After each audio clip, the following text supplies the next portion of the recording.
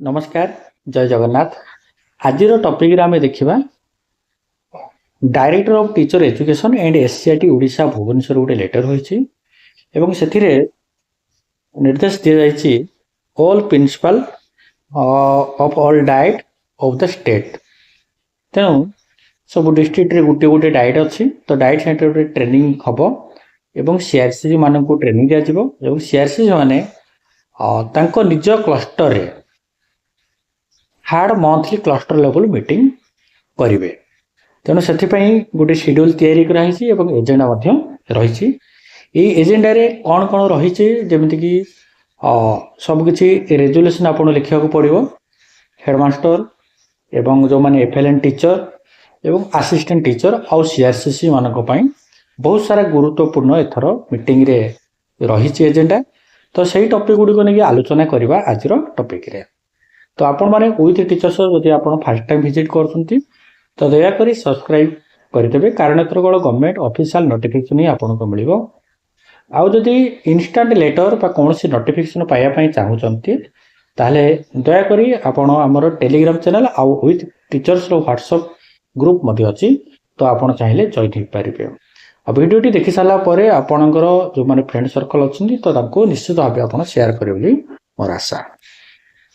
एबे आमे पॉइंट भीतर को आसीबा जेमिति कि पॉइंट रे अछि जे sharing of the content third monthly cluster level meeting रही छी एवं एथिरे कहा जाई छी जे third monthly cluster level meeting conducted 6 September 2025 केबे हबो ना 6 सेप्टेम्बर 2025 रे हबो शनिवार रहउची एवं एथिरे एससीआरटी एंड सेवा ए जो मीटिंग रे होउची प्रति मासकू गोटे थर मीटिंग होची प्रथम सप्ताह ही होची नहले मास एंड रे होची किंतु ए वर्षर गाइडलाइन अनुसार पूर्व दुईटा सरी जाइए तो सबु थर मासर प्रथम सप्ताह ही हबो। तेणु या पाई ये जो 6 सेप्टेम्बर 2025 रे जो मीटिंग रही तो तापाई 30/8/2025 रे गोटे वर्चुअल मोड रे तो प्रिंसिपल एंड डाइट फैकल्टी जो माने डाइट फैकल्टी मान सहित मीटिंग सरी जाइए एवं से माने the same content will be discuss third cluster level meeting रे रही एवं एथिरे कहा जाइए जे you are therefore requested conduct orientation programme CRC on the content physical mode at DIET before the cluster level meeting. तेणु जी जहाँ डाइट जो प्रिंसिपल मैंने अच्छा तो से गोटे निर्दिष्ट डेट करेंगे जिले में से सीआरसी मान को मीटिंग देवाई एथिरे बहुत सारा एजेंडा रही। तो एजेंडा गुड़ आम गोटे गोटे पॉइंट को डिस्कसन करवा जमी मासिक क्लस्टर स्तरीय बैठक सेप्टेम्बर 2025 साधारणतः बैठक आरंभ होबार प्रथम रही स्वागत एवं कार्यसूची सूचना प्रदान रही। पूर्व बैठक विषय वस्तु आलोचना पूर्व माने जो पूर्व थर बैठक तार आलोचना कर 10:15 ରୁ 10:30 सेप्टेम्बर मासर शैक्षिक कैलेंडर जमीक शिशु बाटिका हो प्रथम द्वितीय और तृतीय श्रेणी युवाक गोटे 20 मिनिट डिस्कसन अच्छी तापर श्रेणी परिचालना जमीक बहु श्रेणी भाषा और संख्या ज्ञान नमूना पाठटिका और शिक्षक गतिविधि योजना बा शिक्षक द्वारा पाठटिका प्रस्तुत उपस्थापना युवाक 10:15 ରୁ दिन 1टा पर्यंत आलोचना करा जिवो। नेक्स्ट तापर मिड डे माने मध्याह्न विद्यालय परिदर्शन और आलोचना रहिबो से स्कूल विद्यालय परिदर्शन करिवे। नेक्स्ट अछि शिक्षण सोपान रजिस्टर जोटा कि हमर गवर्नमेंट तरफ शिक्षण सोपान रजिस्टर मिलछि तो ताको केमिति मेंटेन करिवे। पंचम श्रेणी आधारित गणित शिक्षण कार्य रहिछि जिला भित्तिक शैक्षिक आलोचना निपुण सप्ताह जो पालन होगा जाउछि ता उपर आलोचना एवं संक्षेपण रे कोन कोन सब डिस्कशन रहिछि। एबे आसंदो आमे किछि प्रश्न पचारे एवं तार उत्तर आपण रजिस्टर भाबे तयारी करथिबे। अगस्त मासर मासिक क्लस्टर स्तरीय बैठक रे केउ विषय गुडी को आलोचना कर दैथिला एही विषय गुडी को आपण माने निज निज विद्यालय रे अन्य शिक्षक शिक्षयित्री को सहित आलोचना करिथिले कि एवं आलोचित विषय मधुरु जे केउ गुडी को आपण कार्यकारी करछन्ती एवं किपरि करछन्ती ये 3 नंबर प्रश्न थिला। एबे आमे सेप्टेम्बर मासर शैक्षिक कैलेंडर प्रथम रु तृतीय श्रेणी भितर आमे आलोचना करिबा। जेमिति कि ସେପ୍ଟେମ୍ବର ମାସ ପାଇଁ ଶୈକ୍ଷିକ କ୍ୟାଲେଣ୍ଡର ପୃଷ୍ଠା 13 ରୁ 17 ରହିଛି ବିଦ୍ୟା ପ୍ରବେଶ, ପୃଷ୍ଠା 47 ରୁ 50 ରହିଛି ଦ୍ୱିତୀୟ ଶ୍ରେଣୀ ଏବଂ ପୃଷ୍ଠା 68 ରୁ 70 ରହିଛି ତୃତୀୟ ଶ୍ରେଣୀ ପାଇଁ।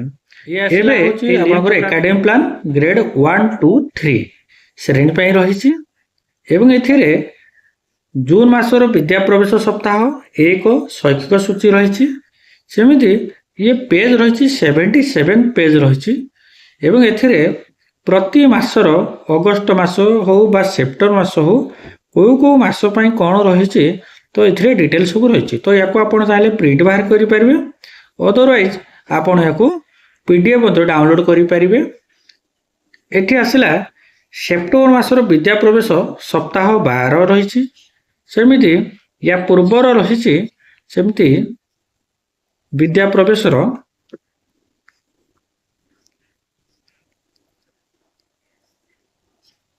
ଅଗଷ୍ଟ ମାସର ବିଦ୍ୟା ପ୍ରବେଶ ସପ୍ତାହ 8, ତେଣୁ ଅଗଷ୍ଟ ମାସ ଯେହେତୁ ଓଭର ହେଇଯାଇଛି ତାପରେ ରହିଛି ଅଗଷ୍ଟ ମାସର ସପ୍ତାହ 11 ରହିଛି ସେପ୍ଟେମ୍ବର ମାସର, ଇଏ ହେଉଛି ପ୍ରଥମ ମାସ। ଏଥିରେ ଆସିଲା ବିଦ୍ୟା ପ୍ରବେଶ ଓ ଶିକ୍ଷକ ସହାୟକ ପୁସ୍ତିକାରେ ମୋବାଇଲ ଘଣ୍ଟା ଅର୍ଥାତ୍ ଅଧିକ ସମନ୍ୱୟ ନିୟନ୍ତ୍ରଣ ଓ ସାମର୍ଥ୍ୟ ସହିତ ସ୍ଥୂଳ ମାଂସପେଶୀୟ କୌଶଳ ପ୍ରଦର୍ଶନ କରେ, ଯଥା ଚାଲିବା, ଡେଇଁବା, ଫିଙ୍ଗିବା, ମାରିବା ଏବଂ ଧରିବା ଇତ୍ୟାଦି ଆମେ କାର୍ଯ୍ୟ କରିପାରିବା, ଯେଉଁଟାକି ବିଦ୍ୟା ପ୍ରବେଶର ଛାତ୍ରଛାତ୍ରୀମାନେ ରହିଛନ୍ତି ତାଙ୍କ ସହିତ ମିଶିପାରିବା।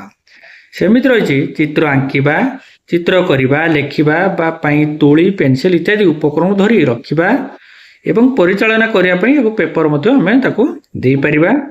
ସେମିତି ଆଲୋଚନା ଖେଳ ସମୟରେ ଅନ୍ୟର ମତାମତ ଗ୍ରହଣ କରିବାକୁ ଇଚ୍ଛା ପ୍ରଦର୍ଶନ କରିବେ, ବଡ଼ ଦଳ ଏବଂ ଛୋଟ ଦଳରେ କାର୍ଯ୍ୟ କରୁଥିବା ସମୟରେ ଆବଶ୍ୟକ କରୁଥିବା ସାଥୀମାନଙ୍କୁ ସାହାଯ୍ୟ କରିବେ। ଏସବୁ ଆପଣଙ୍କୁ ସିଡ୍ୟୁଲ୍ ଅନୁସାରେ କାର୍ଯ୍ୟ କରିବା ପାଇଁ ନିର୍ଦ୍ଦେଶିତ ରହିଛି।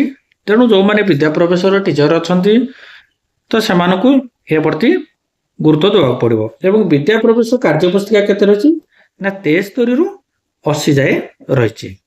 ସେମିତି ସେପ୍ଟେମ୍ବର ମାସର ବିଦ୍ୟା ପ୍ରବେଶ ସପ୍ତାହ 12, ଏମିତି ବହୁତ ସାରା ତ ଆପଣମାନଙ୍କ ପାଇଁ ଟାସ୍କ ରହିଛି। ଯେମିତିକି ପ୍ରଥମ ଶ୍ରେଣୀ ପାଇଁ ସେପ୍ଟେମ୍ବର ମାସର ପ୍ରଥମ ସପ୍ତାହରେ କ'ଣ ଅଛି, ପାଠ୍ୟପୁସ୍ତକ ରଜଦୋଳି ଚିତ୍ର, ଠୋ ଠା ପଦ୍ୟ, କହିଲ ଦେଖି ଯେଉଁ ଗୀତ ଗୁଡ଼ିକ ରହିଛି ଏଗୁଡ଼ିକ ଆଲୋଚନା କରିବା। କବିତା ପୃଷ୍ଠର ସକାଳ ରାତି, ଚିତ୍ର ପୃଷ୍ଠର ଗାଁର ଖେଳ, ଏ କବିତା ଆବୃତ୍ତି, ଚିତ୍ର ଆଧାରିତ ଆଲୋଚନା, ପ୍ରସଙ୍ଗ ବଜାର ଗାଁ ହାଟ ଖେଳ ଇତ୍ୟାଦି ବିଭିନ୍ନ ତଥ୍ୟ ଗୁଡ଼ିକ ରହିଛି। ଗଣିତରେ ମଧ୍ୟ କ'ଣ କ'ଣ କାର୍ଯ୍ୟ କରେ ଏସବୁ ଡିସ୍କସନ ରହିଛି। ଏ ଟୋଟାଲି କେତେ ରହିଛି ନା 77 ପେଜ୍। ଏ 77 ପେଜ୍ରେ ଇଏ ପୁରା ଗୁଡ଼ାଏ ମାସର ରହିଛି, ଯେମିତିକି ଆମର ଶୈକ୍ଷିକ ବର୍ଷ ଆରମ୍ଭ ହେଲା ଏବଂ ତାପରେ ସେପ୍ଟେମ୍ବର ମାସ, ଅଗଷ୍ଟ ମାସ ଏବଂ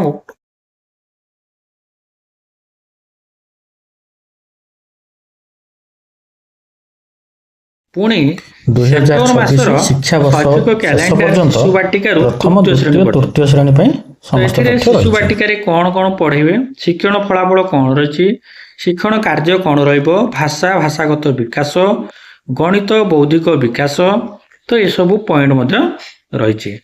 ନେକ୍ସଟ ଆସିଲା ଶିଶୁ ବାଟିକାରେ ମଧ୍ୟ ରହିଛି ଶାରୀରିକ ବିକାଶ। ଏଗୁଡ଼ାକ ଆପଣଙ୍କୁ ମଧ୍ୟ ପ୍ରିଣ୍ଟ ବାହାର କରିବାକୁ ପଡ଼ିବ, ଅର୍ଥାତ୍ ଲେସନ ପ୍ଲାନ୍ କଲାବେଳେ ମଧ୍ୟ ଲେଖିବାକୁ ପଡ଼ିବ। ତାପରେ ଶିଶୁ ବାଟିକାର ସେପ୍ଟେମ୍ବର ମାସର ଶୈକ୍ଷିକ କ୍ୟାଲେଣ୍ଡରରେ ଶିଶୁ ବାଟିକାରୁ ତୃତୀୟ ଶ୍ରେଣୀ ପର୍ଯ୍ୟନ୍ତ ରହିଛି କେତୋଟି ପ୍ରଶ୍ନ ଆମେ ପଚାରିବା। ଏହି ମାସ ପାଇଁ ଶିଶୁ ବାଟିକା ଶ୍ରେଣୀରୁ ତୃତୀୟ ଶ୍ରେଣୀ ପର୍ଯ୍ୟନ୍ତ ଶିକ୍ଷଣ ଫଳାଫଳ ଗୁଡ଼ିକ କ'ଣ କ'ଣ ଅଛି, ତ ଏଗୁଡ଼ାକ CRC ଆପଣଙ୍କୁ ପ୍ରଶ୍ନ ପଚାରିବେ, ତ ଆପଣ ତାକୁ ମଧ୍ୟ ଉତ୍ତର ରଖିବାକୁ ପଡ଼ିବ। ବିଭିନ୍ନ ଶ୍ରେଣୀର ଉଭୟ ଭାଷା ଓ ଗଣିତ ପାଇଁ କେଉଁ କେଉଁ ଶିକ୍ଷଣ ଫଳାଫଳ ନେଲେ ବହୁ ଶ୍ରେଣୀ ପରିଚାଳନା ସହଜରେ ହୋଇପାରିବ। ତ ୟା ପାଇଁ ଆପଣ ଉତ୍ତର ଏବଂ ଆପଣ ଭାବୁଥିବା ଯେଉଁଟାକି ସ୍କୁଲରେ ଯେଉଁ ପ୍ରୋବ୍ଲେମ୍ ଫେସ୍ କରୁଛନ୍ତି ସେ ପ୍ରୋବ୍ଲେମ୍ ଫେସ୍ର ମଧ୍ୟ ଏଇଠି ହିଁ ଉତ୍ତର ଅଛି। ଏବେ ଆସିବା ମୌଳିକ ସାକ୍ଷରତା ବା ବହୁ ଶ୍ରେଣୀ, ଯେମିତିକି ଶିଶୁ ବାଟିକା ପ୍ରଥମ ଓ ଦ୍ୱିତୀୟ ଶ୍ରେଣୀକୁ ଆମେ ମିଶାଇ ପାରିବା। ସେମିତି ମୌଳିକ ସଂଖ୍ୟା ଜ୍ଞାନ ବହୁ ଶ୍ରେଣୀ, ତ ଏଇ ଯେଉଁ ଡ୍ରାଇଭ୍ ଅଛି ଏ ଡ୍ରାଇଭ୍ ଉପରେ କ୍ଲିକ୍ ତ ଏବେ ଆସିଲା ବହୁ ଶ୍ରେଣୀ ପାଠଟିକା, ଯେମିତି ଶିଶୁ ବାଟିକା ସହିତ ଆମ ମାନ ନିର୍ଦ୍ଧାରଣ କିଭଳି ରହିବ ଏବଂ ପ୍ରତିଫଳନ ପ୍ରତି ଶିକ୍ଷଣ କାର୍ଯ୍ୟ ପରେ ଶିକ୍ଷକ ନିଜର ପ୍ରତିଫଳକୁ ଉଲ୍ଲେଖନ କରିବେ। ଏଇ ସବୁ ପଏଣ୍ଟ ରହିଛି। ତ ଆପଣଙ୍କୁ ଏଇଗୁଡାକ ପଏଣ୍ଟକୁ ଆପଣଙ୍କୁ ଦେବାକୁ ପଡିବ, ଯେମିତିକି ବହୁ ଶ୍ରେଣୀ ସହିତ ମିଶିକି କରିବାକୁ ପଡିବ କାର୍ଯ୍ୟଟି। ଶିକ୍ଷକମାନଙ୍କ ଦ୍ୱାରା ବହୁ ଶ୍ରେଣୀ ପାଇଁ ପାଠ ଟିକା। ତ ଏଥିରେ 90 ମିନିଟ୍ ଆମେ କ୍ଲାସ୍ କରିପାରିବା। ଦଳ ଗଠନ 4 ଗୋଟି ଦଳ, ଦଳଗତ କାର୍ଯ୍ୟ 30 ମିନିଟ୍ ରହିଛି, ଦଳଗତ ଉପସ୍ଥାପନ ଆଲୋଚନା ରହିଛି 60 ମିନିଟ୍ ରହିଛି। ତ ଏଇଗୁଡାକ ସବୁ ଆମେ ପଏଣ୍ଟକୁ ଆଲୋଚନା କରିପାରିବା। ନେକ୍ସଟ ରହିଛି ଉପରୋକ୍ତ ଚେକଲିଷ୍ଟ ଆଧାରରେ ପର୍ଯ୍ୟବେକ୍ଷଣ କରିବେ। ଚେକଲିଷ୍ଟରେ କ'ଣ ଅଛି ନା, ଏଇ ଯେଉଁ ଚେକଲିଷ୍ଟରେ ଅଂଶଗ୍ରହଣକାରୀକୁ 3 ଭାଗରେ ବିଭାଜନ କରନ୍ତୁ। ଯେଉଁମାନେ ଆମର ଟ୍ରେନିଂ ନେବା ପାଇଁ ବସିଥିବେ। ଏଫ୍ଏଲ୍ଏନ୍ ପାଇଁ ଶିଶୁ ବାଟିକା ଠାରୁ ତୃତୀୟ ଶ୍ରେଣୀ, ଶ୍ରେଣୀ 4 ରୁ 8 ପାଇଁ ଏବଂ ଭୌତିକ ପରିବେଶ ପାଇଁ 3ଟି ଦଳ କରାଯିବ। ଏବଂ 3ଟି ଦଳରେ କ'ଣ କ'ଣ ସବୁ ଜିକେ କିଟ୍ ହଉ ବା ଅନ୍ୟାନ୍ୟ ଶ୍ରେଣୀ ଉପଯୁକ୍ତ ଶିକ୍ଷଣ ସାମଗ୍ରୀ ଉପଲବ୍ଧ ଅଛି କି ନାହିଁ, ଏହିସବୁ ପଏଣ୍ଟକୁ ଲକ୍ଷ୍ୟ କରି ଏଗୁଡ଼ାକ ଚେକଲିଷ୍ଟ ମଧ୍ୟ ଆପଣ ଉପଲବ୍ଧ କରିପାରିବେ। ଏବଂ ଏଥିରେ ସିଆର୍ସିସି ଶ୍ରେଣୀଗୃହକୁ ଆପଣ ପରୀକ୍ଷଣ କରିବେ ଏବଂ ଶ୍ରେଣୀଗୃହର ସମୟ ସାରଣ ପ୍ରଦର୍ଶିତ ଯେଉଁ ଟାଇପ୍ର କରାଯାଇଛି ତ ତାକୁ ସେହି ହିସାବରେ ଆପଣ କରିବେ, ତାହାକି ଯଦି ଶିକ୍ଷାର୍ଥୀ କୃତି ପ୍ରଦର୍ଶିତ ହେଉଛି ତାକୁ ମଧ୍ୟ ଆସିଲା ଗୁଣନୀୟକ ଓ ଗୁଣିତକ। ଗୁଣନୀୟକ ଆଉ ଗୁଣିତକ ଯେଉଁଟାକି ଆମର ଶିକ୍ଷଣ ଫଳାଫଳ ଦତ୍ତ ସଂଖ୍ୟାର ଗୁଣନୀୟକ ଗୁଣିତକ ନିମ୍ନ କିପରି କରିବେ। ସ୍କୋୟାର କାଉଣ୍ଟର 10 ଆଧାର ବ୍ଲକ, ପିଲାମାନଙ୍କୁ ଦଳରେ 10 ଆଧାର ବ୍ଲକର ହଳଦିଆ ଘନ ଦେବେ। ଚିତ୍ରରେ ଦେଖାହେଲା ଭଳି ହଳଦିଆ ଘନକୁ ସଜାଇ କାର୍ଯ୍ୟ କରିବେ। 24 ସଂଖ୍ୟାର ଗୁଣନୀୟକ ନିମ୍ନ ମତେ ଦର୍ଶାଯାଇଛି। 24 ସଂଖ୍ୟାର ଗୁଣନୀୟକ ଅର୍ଥାତ୍ 24ଟା ପ୍ରଥମେ ଘର ରହିଛି ଏବଂ ଏହାକୁ 1 ଗୁଣନ 24 ଅର୍ଥାତ୍ ଉପରେ 12 ତଳେ 12, ତାପରେ ମାନେ 12 ଦୁନେ 24 କରିପାରିବା। ସେମିତି 8 3 24 ଅର୍ଥାତ୍ 8ଟି ଲେଖା ଘର କରିକି ଆମେ 3 ଥାକିଆ କରିପାରିବା।